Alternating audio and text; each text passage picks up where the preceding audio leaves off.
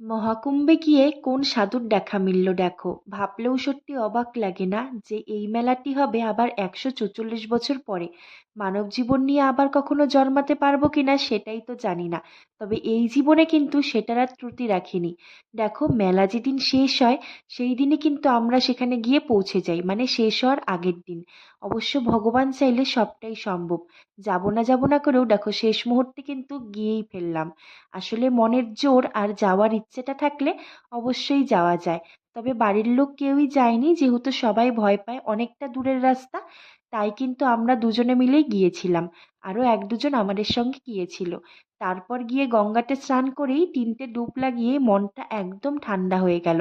মানে বলতে পারো ভেতর থেকে একটা শান্তি পেলাম। ভগবানের আশীর্বাদে খুব ভালো আর সুস্থভাবেই আমরা না স্নান করে এসেছিলাম। দূর দূরান্ত থেকে কতই না মানুষ এসেছিল। হর হর মহাদেব। টিকা দিয়ে দিলাম।